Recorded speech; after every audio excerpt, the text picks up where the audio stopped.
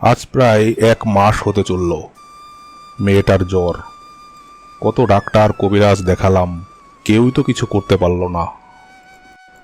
দেখো না, মেয়েটা দিন দিন শুকিয়ে যাচ্ছে, শরীরটাও নেতিয়ে পড়ছে কেমন। কোনো কিছু দ্বারাই তো ওর রোগ মুক্তি মিলছে না। মেয়েটা তো খাওয়া দাওয়াই বন্ধ করে দিয়েছে, চোখ মুখও কেমন যেন ফ্যাকাশে হয়ে গেছে। হে প্রভু, তুমি আমাকে কোন পাপের শাস্তি দিচ্ছ? আমার মেয়েটাকে তুমি সুস্থ করে দাও। আচ্ছা, একটা কাজ করলে হয় না? গ্রামে গ্রামে প্রচার করো, কেউ যদি মেয়েটাকে সুস্থ করতে পারে, পুরস্কার হিসেবে যদি তাকে 1 লক্ষ টাকা ও 1 বিঘা জমি দেওয়া হয়, তাহলে কেমন হয়? হ্যাঁ, এটা তুমি ভালো বুদ্ধি করেছ। তাহলে কালই আমি সারা গায়ে প্রচার করে দেব যে যে আমার মেয়েকে সুস্থ করতে পারবে তাকে 1 লক্ষ টাকা ও 1 বিঘা জমি দেওয়া হবে।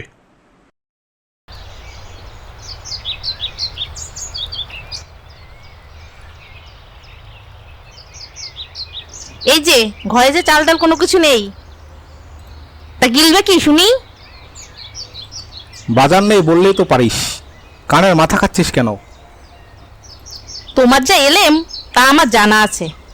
নুন আনতে পান্তা ফুরাই, সবই আমার কপাল। মেলা খ্যাস খ্যাস করছিস কিন্তু। আমাকে খোটা দিলি তো, এই চললাম আমি।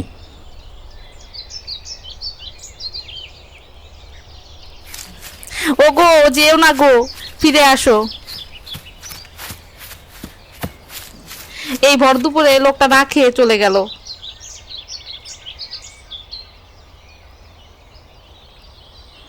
এই 1 কাপ চা আর বিস্কুট দিও তো। এই নেন। তা ভাই শুনছেন নাকি, আমাদের মোড়লের মেয়ের নাকি অনেক দিন যাবত অসুখ। ডাক্তার বদ্যি কোনো কিছুই নাকি দেখানো বাকি নাই, কিছুতেই অসুখ সারে না। তা আজকে মাইকিং করে গেছে, যে সুস্থ করতে পারবে তারে নাকি 1 লক্ষ টাকা আর 1 বিঘা জমি লিখে দেবে। তাই নাকি? কি বলছো? মোড়ল খুবই ভালো মানুষ, গত বন্যায় আমাদের চাষিদের অনেক সাহায্য সহযোগিতা করেছে, তার সাথেই এমনটা হলো। শুনে মনটাই খারাপ হয়ে গেল। এ জগতে ভালো মানুষগুলোর সাথেই এমন হয়। আমার যদি কিছু করার সাধ্য থাকতো তাহলে সর্বোচ্চটা চেষ্টা করতাম। কত হলো তোমার? 10 টাকা হয়েছে।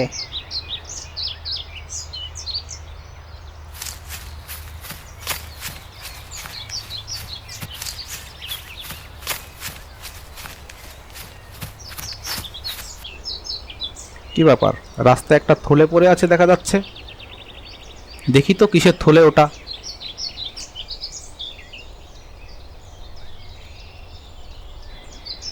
ও, ব্যাগের ভিতরে তো সামান্য একটা বাটি, তাও নোংরা। বাটিটা ফেলে দেই। ফেলে দিয়ে কি হবে, তার চেয়ে বাড়িতেই নিয়ে যাই।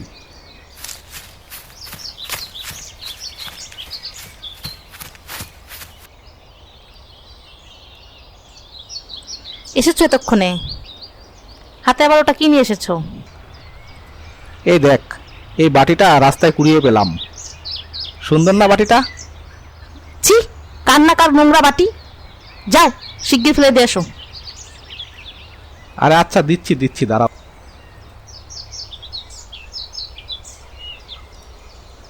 এত কষ্ট করে যখন নিয়ে এসেছি, লুকিয়ে রেখে দেই।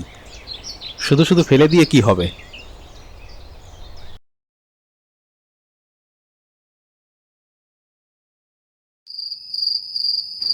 বউ তো ঘুমিয়ে পড়েছে, যাই এই সুযোগে বাটিটা বের করি।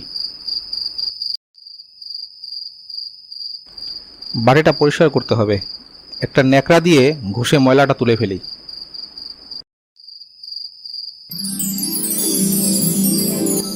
তুই আমার গায়ের ময়লা পরিষ্কার করেছিস, আমি তোকে একটা পুরস্কার দিতে চাই। বল, কি চাস তুই? এ কি, এ বাটি তো দেখছি কথা বলছে। এ কি করে সম্ভব? আমি কি ঠিক শুনছি নাকি? এই শোনো শোনো, উঠে এসো, এদিকে এসো, দেখে যাও কি হয়েছে, দেখে যাও। আরে, রাত দুপুরে ক্যাচ ক্যাচ করছো কেন? কি হয়েছে কি? আবার এই বাটিটা তুমি হাতে নিয়ে বসে আছো? তোমাকে না বলছিলাম এই বাটিটা ফেলে দিয়ে আসতে, এখনো তুমি হাতে রেখে দিয়েছো। আরে দেখ, এই বাটিটা কথা বলছে। রাত দুপুরে নেশাপানি করেছো নাকি? বাটি আবার কি করে কথা বলে? তোর স্বামী আমাকে ময়লা থেকে এনে পরিষ্কার পরিচ্ছন্ন করেছে, তাই পুরস্কার হিসেবে আমি তাকে একটা বরদান দিতে চাচ্ছি। এই, তুমি তাহলে বাটির কাছে সোনা দানা চাও? আরে না, লোভ করা যাবে না, লোভ করা ভালো না। তুমি যদি আমাকে পুরস্কার দিতেই চাও, তাহলে আমাদের মোড়ল সাহেবের মেয়ে অনেক দিন যাবৎ অসুস্থ।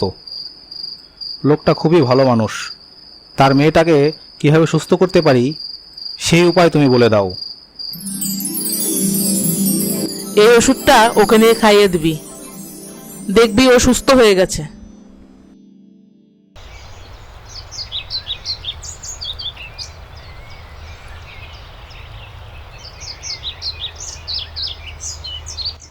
মোড়ল মশাই বাড়িতে আছেন নাকি?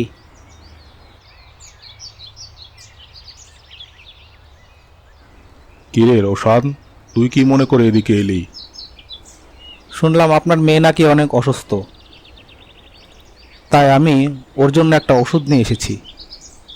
এটা খেলে আশা করি ও সুস্থ হয়ে যাবে। কত ডাক্তার কবিরাজ চেষ্টা করলো, সবাই তো ব্যর্থ হলো। তা তুই যখন চাইছিস তাহলে চল ভেতরে আয়।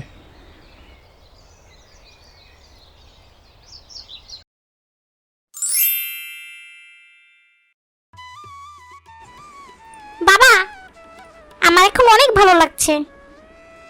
আমি মনে হয় ভালো হয়ে গেছি। হ্যাঁ আসলেই তো, মেয়েটা তো মনে হয় সুস্থ হয়ে গেছে। তোকে অনেক অনেক অনেক ধন্যবাদ। তোর জন্য আজকে আমার ছোট মেয়েটা সুস্থ হলো। বল তোর কি চাই? না মোড়ল মশাই, আমার কিছুই লাগবে না। ও সুস্থ হয়েছে, এতেই আমি অনেক খুশি হয়েছি। তোর সততা দেখে আমি মুগ্ধ। আমি যে ঘোষণা দিয়েছিলাম সেই 1,00,000 টাকা ও 1 বিঘা জমি আমি তোকে পুরস্কার হিসেবে দিতে চাই। এটা তোকে নিতেই হবে। আপনাকে অনেক ধন্যবাদ মোড়ল মশাই। আমি এখন আসি তাহলে।